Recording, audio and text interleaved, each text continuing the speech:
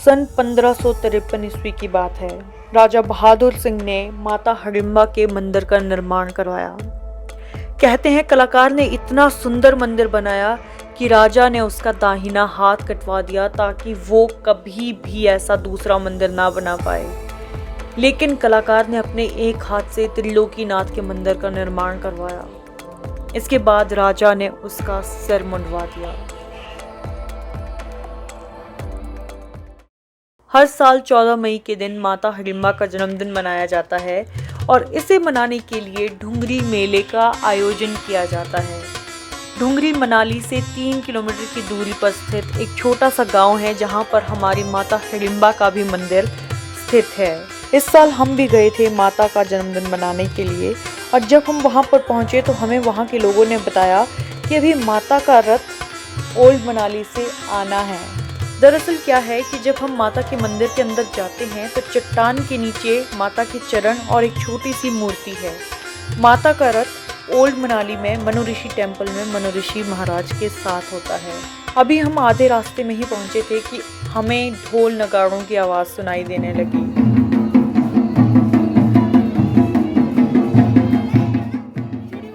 जब हम आगे गए तो आगे आगे ढोल नगाड़े बज रहे थे, करनाल बज रहे थे और पीछे माता अपने रथ पर विराजित होकर आ रही थी। हिडिंबा माँ को जन्मदिन की बधाई देने के लिए ढेर सारे लोग अपने घरों के बाहर निकले हुए थे। माता पर फूल बरसाए जा रहे थे। उनके साथ आए हुए लोगों को बहुत सारे दुकानदार फल और जूस बांट रहे थे, उन्हें मिठाइयाँ दे रहे थे। माता का रथ देखकर ऐसा लगा कि माता मुस्कुरा रही हैं और बहुत खुश हैं। जब हमने माँ के रथ को देखा तो एकदम से याद आई कि कैसे 5000 साल पहले एक राक्षसी देवी बन गई। हमें महाभारत की वो कहानी तो याद है ना, जब पांडव अपना अज्ञातवास काट रहे थे। कौरवों ने उनके लिए 1 लाख का महल बनाया था और उसे बाद में आग लगवा दी। पांडव वहां से बच के तो निकल गए, लेकिन वो एक ऐसे मायावी जंगल में घुस गए जहां पर उस समय किसी का भी निकल पाना मुश्किल था, क्योंकि उस जंगल में राज था राक्षस हिडिंब का। राक्षस हिडिंब को जैसे ही मानव गंध आई, उसने अपनी बहन राक्षसी हिडिंबा से कहा कि मुझे मानव की गंध आ रही है, जाओ तुम इन्हें अपनी माया जाल में फंसा कर लाओ और आज हम मानव भोज करेंगे। वहीं दूसरी तरफ पांडव आराम करने के लिए बैठे थे। भीम ने जिम्मा लिया कि आप आराम कीजिए, तब तक मैं पहरेदारी करूंगा। दूसरी तरफ माता हिडिंबा आती हैं, राक्षसी हिडिंबा आती हैं और वो आई तो थी उन पांडवों को अपने जाल में फंसाने के लिए, लेकिन भीम को देखते ही पहली नज़र में उनके प्रेम जाल में फंस गई। फिर होना क्या था, प्रेम जाल में फंस गई थी तो उनके पास आई, अपना असली रूप दिखाया और उन्हें सारी बात सच सच बता दी। राक्षस हिडिंब को अपनी राक्षसी बहन का मानवों से प्रेम पसंद नहीं आया। उसने भीम को युद्ध के लिए ललकारा और भीम ने हिडिंब को युद्ध में हरा दिया। लेकिन भीम ने राक्षसी हिडिंबा से विवाह के लिए मना कर दिया। उन्होंने राक्षसी हिडिंबा के सामने ये शर्त रखी कि अगर तुम अपना राक्षसी रूप छोड़ देती हो तभी मैं तुमसे विवाह करूंगा। माता कुंती ने कहा कि ये तुमसे विवाह तो करेगा, लेकिन 1 साल तक ही तुम्हारे साथ रहेगा, जब तुम्हें पुत्र की प्राप्ति हो जाएगी। उसके बाद भीम हमारे साथ हमारे आगे के सफ़र में चल पड़ेगा। माता हिडिंबा ने इस शर्त को स्वीकार कर लिया और उन्हें 1 वर्ष के भीतर पुत्र घटोत्कच की प्राप्ति हुई। माता हिडिंबा ने जिस स्थान पर बैठकर तपस्या की, जहां पर उन्हें ज्ञान की प्राप्ति हुई और वो देवी बनी, उसी स्थान पर आज हमारे इस हिडिंबा देवी का मंदिर है। माता हिडिंबा अपने मंदिर पहुंची और उन्होंने अपने मंदिर के आगे सिर झुकाया। हम हैरान थे कि माता हिडिंबा ने अपने ही मंदिर में सिर क्यों झुकाया।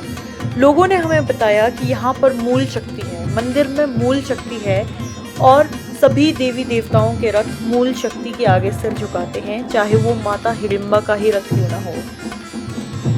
हिडिंबा माता के रथ में सिर्फ माता हिडिंबा नहीं होती है, मनु ऋषि महाराज भी साथ में ही होते हैं। जब हमने पहली बार देखा था तो हमें लगा कि हिडिंबा माता की मूंछें क्यों हैं, तो लोगों ने हमें बताया कि वो मनु ऋषि महाराज हैं और मनु ऋषि महाराज को हिडिंबा माता का भाई माना जाता है।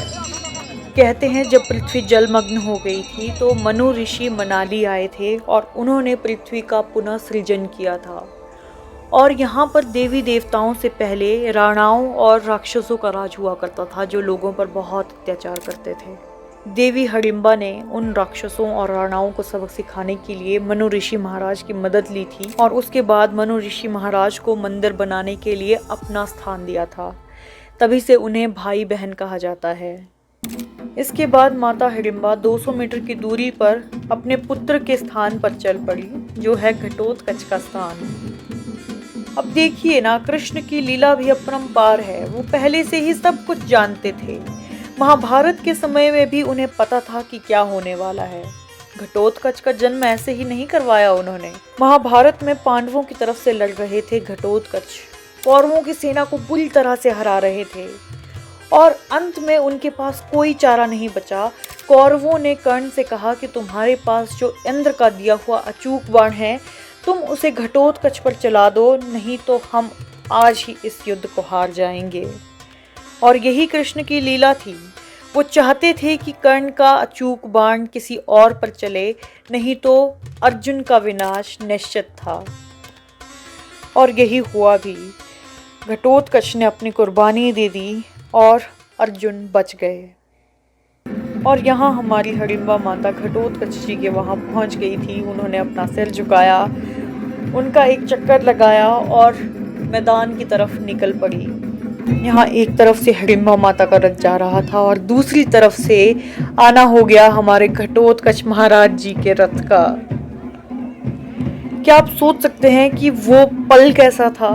घटोत्कच महाराज का रथ मंदिर के आंगन में पहुंचता है और वो खुशी से उछलने लगता है ऊपर नीचे। और जैसे ही वो मंदिर में पहुंचे उन्होंने माता के आगे सिर झुकाया। एक बार सिर झुकाया, फिर खुशी से झूमते हैं। दूसरी बार सिर झुकाया, फिर खुशी से झूमते हैं। तीसरी बार सिर झुकाया, फिर खुशी से झूमते झूमते मंदिर का चक्कर लगाते हैं। और जैसे ही माता हिडिम्बा और घटोत्कच महाराज के रथ का आमना सामना होता है तो वो पल बहुत ही खास हो जाता है। एक माँ और छोटे से बेटे का एहसास होता है।